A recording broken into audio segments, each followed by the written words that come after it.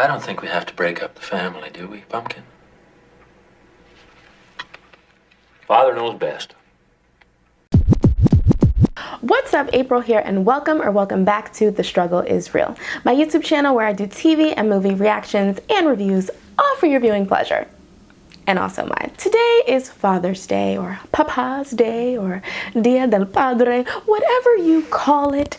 That is the day that we have to celebrate all of the fathers in our lives, whether they be biological or adoptive, stepfathers, uncles, that guy that makes your sandwiches at the bodega and always knows your order the moment he sees your face. We celebrate you, we appreciate you, and we love you. So with that in mind, today I've decided to give you some horror picks of movies that honor fathers or father figures, upstanding men that are trying to do right by their families, to guys that just probably shouldn't have families at all. So some of the fathers in this list might be doing whatever they possibly can to be the right father or papas to the people in their lives, and some of them might not be so reputable at all. But either way, these are movies that you may enjoy watching with your dad, or may remind you why you shouldn't be watching movies with your dad at all. The first movie on my Father's Day horror movie to watch list is 2016's Train to Busan. This Korean zombie thriller taking place in the city of Seoul follows a father who's trying to take his daughter to go see his ex-wife when a zombie outbreak takes place in the country of Korea, and they happen to be aboard a train when some of the infected are on. Now, obviously, being on a train when a zombie outbreak happens is probably the last place you'd want to be, mainly because there's really nowhere you can go. You're pretty much screwed, and that's what happens throughout the course of this movie. You watch this father try to do whatever it takes to protect his daughter from the ensuing chaos. It has some incredibly memorable moments, some really shocking things, and over the course of the movie, it's not just one of those like, oh, it's a zombie thriller. You're actually feeling things for the characters as the movie goes on. This is actually one of my favorite zombie movies that has probably come out in the last 10 years. It is extremely well done. The cast is incredible, filled with an amazing array of Korean actors and actresses. And also, this happens to be one of the few movies that offer a twofer. There's not just one father trying to protect their child over the course of this movie. There's two, as Korean actor Don Lee is also a part of the cast of this movie, trying to protect his girlfriend and their unborn baby. This movie has an incredible set piece because it's literally taking place essentially on one thing, the train, which also makes it kind of claustrophobic, and you go through the 5 stages of grief over the course of the movie, wondering if the characters are going to make it off the train to their destination, survive, all of the things. And by the time you get to the end, you know, you're just in a state of peril, just like they are. There's also apparently an American remake coming out to this film that I'm certain no one asked for, called Last Train to New York. But if you have no interest in waiting for the American remake of Train to Busan, because frankly I know I don't, there's also a prequel to Train to Busan, the animated Seoul Station, which takes place before the zombie outbreak, and a sequel to Train to Busan called Peninsula, which takes place well after the outbreak has spread across Korea. So if you're interested in finding out a little bit of the backstory and a little bit of the afterwards to Train to Busan, you can also give those two films a look-see as well. But please, if you need a fresh injection of zombie into your life and you've never seen this movie, definitely give it a look-see. It is well worth your time. 저기요. 야, 성규야. 잊을 수 있는 거지? Next on my list of Father's Day movies is the sci-fi horror The Mist. Taken from Stephen King's novella by the same name, this 2007 movie features a father who goes into a supermarket with his young son when a mist takes over their small New England town, because all Stephen King novels and novellas, short stories, they're all encyclopedias, let's be real. They all take place in New England towns, typically in the state of Maine. But a mist settles over their New England town, releasing a slew of bloodthirsty and incredibly volatile creatures. And the father and son, along with a group of people, hunker down in this supermarket to wait until the mists pass and try to survive. Starring Thomas Jane, Laurie Holden, Marcia Gay Harden, and an incredible cast of other amazing actors and actresses, this movie will have you going through all the feels. mainly because it's insane. It's a creature feature at its heart. You're waiting to see what is going to come out of the mist next. And on top of that, it is an amazing breakdown and showcase of the human psyche when a group gets together and, shit starts going awry. To be honest with you, Train to Busan is the same way. That group mentality will really have people effed up. And similar to Train to Busan, the end of The Mist is absolutely iconic. Now, if you've read the source material to The Mist and you've never seen this movie, please give it a look-see. Even though there are some parts that differ, Stephen King himself has said that he actually prefers the adaptation of this movie over his own novel, which is rare because usually he does not like the adaptations of his books into movies, and this is one that he actually favors. I implore you to give this movie a look.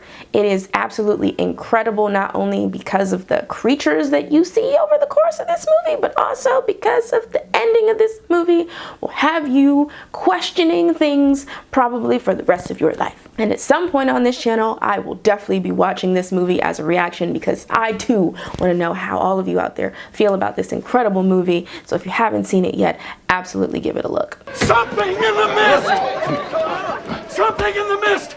Cook John Lee! Next on my list of papa features, and breaking away from fathers that are actually trying to do some good, are some fathers that are up to no good, with my next pick, The Stepfather. This 1987 horror film featuring Terry O'Quinn, who's best known as Locke from the TV show Lost, is about a man who is a stepfather to a family, a wife and children, and he murders them straight off the bat. Like literally that's how the movie starts, y'all. Like, to be honest with you, I don't even know how else to state it. He straight up murders his family, and then after he does that, he just packs up stuff and goes on to do it to the next one. So just straight out the bat, this man is cray.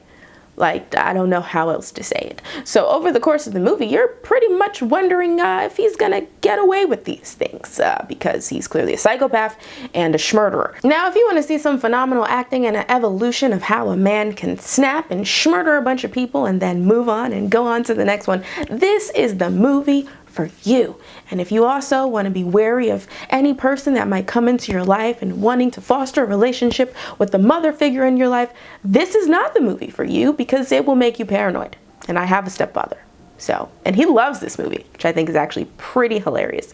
However, The Stepfather does an amazing job of threading that line of whether or not this man is going to continue to get away with the heinous acts that he's done previously. And if you want a good look at who Terry O'Quinn was as an actor before he joined Lost, this is an amazing deep dive into his acting range. There's also a remake of this movie that came out in the 2000s. I actually haven't seen the remake because the original holds such a high place in my heart, but if any of you out there have seen the remake to The Stepfather and it was any good, please let me know in the comment section below. I'd love to know about it. But in the meantime, definitely check this 80s movies out. It will give you all the feels.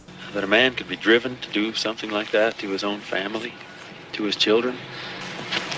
I don't even want to know about it. Next on my list of movies that you can enjoy with your papa out there is Stanley Kubrick's The Shining. Once again, based off of a novel by Stephen King, The Shining follows Jack Torrance and his family as they go to caretake over the Overlook Hotel, which is way up in the mountains, secluded away from a bunch of people during the hotel's off season. And unfortunately, there's some real shady shit going on in this hotel. There's some ghosts, there's some secrets, there's some chaos. And this movie brought forth one of the most iconic scenes in all of horror. Here's Johnny! Jack Nicholson snapping and trying to axe his way through a door. Now, if you haven't seen The Shining yet, this movie is over 40 years old, so at this point, what are you waiting for, huh? What are you waiting for? it's truly a masterpiece in tone and set building and allowing a plot to build and simmer and just thrive as it goes along. Now, unlike The Mist, this version of The Shining, because there are other adaptations of Stephen King's The Shining in media, this is not one of the versions that Stephen King liked. Actually, he was kind of peeved in the direction that Stanley Kubrick went in terms of adapting his novel. However, the fan acclaim over this adaptation of The Shining holds true in so many facets. It truly is an iconic movie. But I do implore you, if you want a masterclass in someone losing their marbles individually, some amazing set pieces, and some iconic scenes, I do implore you to watch The Shining. It will stay with you long after the movie ends. Come and play with us, Daddy. And last on my list of Father's Day movies, we'll go back to a father that's trying to do the good thing, the right thing for their family, that being A Quiet Place. This 2018 sci-fi horror is a creature feature starring John Krasinski and Emily Blunt about a family that is trying to survive after creatures appear on Earth that are extremely sensitive to sound and attack anything that produces noise. The family has a slight upper hand on their fight to survival as their eldest daughter is deaf, and so the family can communicate in ASL. However, that does not in any way stop the insanity that happens over the course of this movie. The opening scene of this movie drops you right into how life is with these creatures around, introducing you to a quiet life right off the bat, and because of that, this movie is relatively quiet, which I like in a good horror movie. It builds a lot of the set pieces. You know that there's not going to be music blaring or anything like that because the characters wouldn't be listening to it because it would disturb the creatures and that would throw off the entire balance of the movie. So for that, it is extremely realistic. This movie also has some amazing scenes that will take you right out of your seat. And it also has a sequel, The Quiet Place 2, which I feel comfortable in saying was actually just as solid as the first one. So if you haven't seen The Quiet Place, you can watch A Quiet Place. And if you have seen A Quiet Place, but you haven't seen the sequel, then watch The Quiet Place 2. So there you go. 2 movies for the price of 1.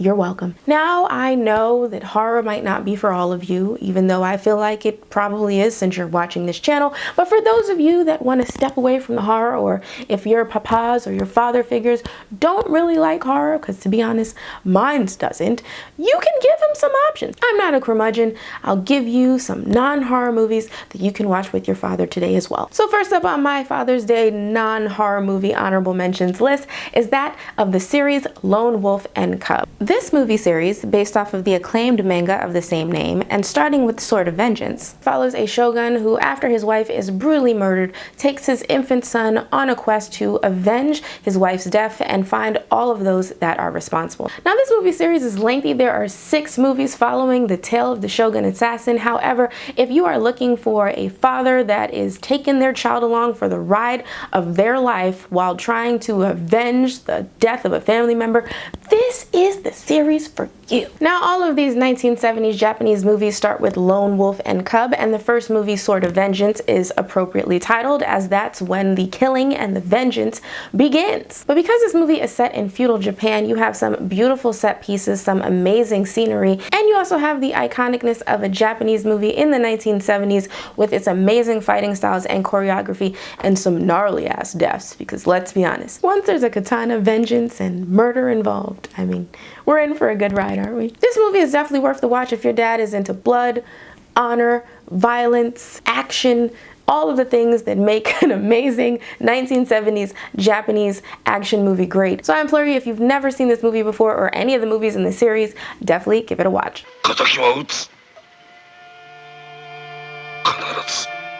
And last on my list of Father's Day movies that are not horror related is the 1990s comedy The Birdcage. An American remake of the 1970s French film La Cage aux Folles, The Birdcage follows a gay cabaret owner played by Robin Williams and his longtime partner played by Nathan Lane, whose son brings home his new fiancée for them to meet, along with her parents who are right-wing conservatives. Now, of course, hijinks ensue because this is a comedy featuring Robin Williams and Nathan Lane, but the rest of this cast is absolutely stellar, including Gene Hackman, Diane Wiest, and Hank Azaria. Now, this is one of the rare moments where an American remake actually is on par with its foreign equivalent, as The Birdcage has outlandish moments over the course of the movie that will make you fall out of your chair laughing. But at the core of this movie, it really is about a father that will do whatever it takes to make his son happy, as the two fathers are just trying to keep up appearances for the sake of making sure that their son's engagement goes off without a hitch. So if you haven't seen this movie and you're in the mood for a really good comedy this Father's Day and you want to see some hilarious hijinks, some amazing banter, and some great physical comedy,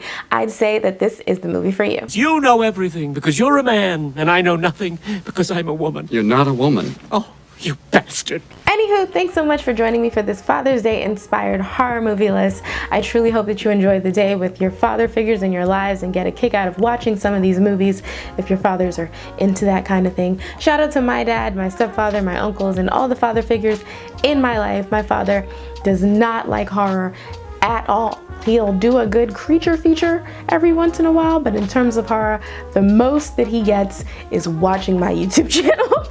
And my stepfather, who actually watches everything under the sun. There is no genre that's off limits to him, and he often gives me suggestions for things to put on this channel. So there must be balance in the force, and there's balance in my life in terms of who likes what, and I appreciate that. If you've liked this video, be sure to give it a thumbs up. Hit subscribe if you want to see more videos like this, more movie, TV reactions, reviews, lists, recaps, suggestions, anything that has to do with movies and horror. If you want to know about it or you have some ideas, let me know about it in the comment section below, because you know I love to hear it. And for The Struggle Is Real, I've been April, and I'll see you real soon. Peace!